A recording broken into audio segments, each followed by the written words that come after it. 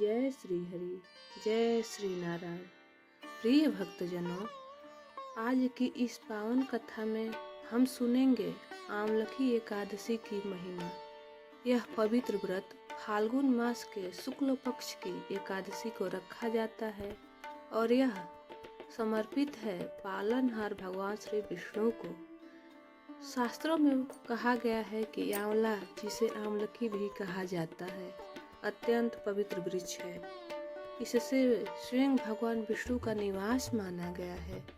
जो भक्त श्रद्धा से इस दिन व्रत रखते हैं और आंवले के वृक्ष की पूजा करते हैं, उनके समस्त पाप नष्ट हो जाते हैं और जीवन में सुख शांति आती है। प्राचीन समय में वैदिशा नाम की एक नगरी थी। वहाँ एक धर्मात्मा और न्यायप्रिय राजा राज्य करता था। वह प्रतिदिन भगवान विष्णु की पूजन करता और अपनी प्रजा का पालन अपने बच्चों की तरह करता था। उसके राज्य में सभी लोग धर्म का पालन करते थे और हर एकादशी को श्रद्धा से व्रत रखते थे। जब फाल्गुन शुक्ल एकादशी आई तो राजा ने घोषणा की कि आज पूरे राज्य में आंवलकी एकादशी का व्रत किया जाएगा। सभी लोग प्रातः स्नान कर स्वच्छ वस्त्र पहनकर नगर के बाहर स्थित एक विशाल आंवले के वृक्ष के नीचे एकत्र हुए। वहां दीप जलाए गए, भजन गाए गए और ओम नमो भगवते वासुदेवाय मंत्र का जाप होने लगा। राजा ने आंवले के वृक्ष को जल अर्पित किया, रोली और अच्छा चढ़ाए और हाथ जोड़कर प्रार्थना की, हे प्रभु, जैसे यह वृक्ष सदा हरा भरा और फल से परिपूर्ण रहता है, वैसे ही हमारे जीवन को भी सद्गुणों और भक्ति से भर दीजिए। पूरी रात भजन कीर्तन होता रहा। उसी समय एक शिकारी जो अपने पाप कर्मों के कारण दुखी जीवन जी रहा था, वहां आ पहुंचा। वह थका हुआ था और भोजन की तलाश में था, परंतु वहां का पवित्र वातावरण देखकर वह चुपचाप बैठ गया। रात भर उसने भजन सुने, उसने कोई अन्न ग्रहण नहीं किया। अनजाने में ही उससे भी एकादशी का व्रत हो गया। कुछ समय बाद उस शिकारी की मृत्यु हुई। यमदूत उसे लेने आए, पर उसी क्षण विष्णुदूत प्रकट हुए और बोले, इसने आमलकी एकादशी के दिन व्रत किया है और भगवान का स्मरण किया है। यह अब पापी नहीं रहा।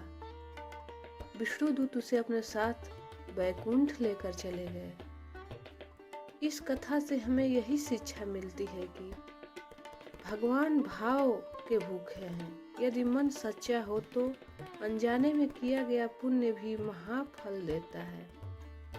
आमलकी एकादशी का व्रत हमें संयम, श्रद्धा और भक्ति का मार्ग दिखाता है। इस दिन प्रातः स्नान कर भगवान विष्णु की पूजा करनी चाहिए, आंवले के वृक्ष को प्रणाम करना चाहिए, दीप जलाना चाहिए और दिन भर संयम रखना चाहिए। रात्रि में भजन कीर्तन करना और द्वादशी के दिन विधि पूर्वक पारण करना चाहिए। आइए अब हम सब मिलकर प्रार्थना करें। हे श्री हरि, हमारे जीवन से अज्ञान और पाप दूर कीजिए। हमें सत्य, सेवा और भक्ति के मार्ग पर चलने की शक्ति दीजिए। जय श्री हरि, जय श्री नारायण। आमलकी एकादशी की सरल व्रत विधि। एक दिन पूर्व यानी 10वीं तिथि से ही सात्विक आहार लें। एकादशी के दिन ब्रह्म मुहूर्त में उठकर स्नान करें। घर या मंदिर में भगवान विष्णु का चित्र या मूर्ति स्थापित करें। पीले वस्त्र, तुलसी दल, धूप, दीप और फल अर्पित करें। आंवले के वृक्ष को जल चढ़ाएं, रोली अक्षत अर्पित करें। दिन भर ओम नमो भगवते वासुदेवाय मंत्र का जाप करें। अन्न का त्याग करें। फलाहार या निर्जल व्रत अपनी क्षमता के अनुसार रखें। रात्रि में भजन कीर्तन और जागरण करें। द्वादशी के दिन प्रातः ब्राह्मण या जरूरतमंद को दान देकर पारण करें। यदि जीवन में आर्थिक समस्या हो तो इस दिन आंवले के वृक्ष के नीचे दीपक जलाकर भगवान विष्णु से प्रार्थना करें।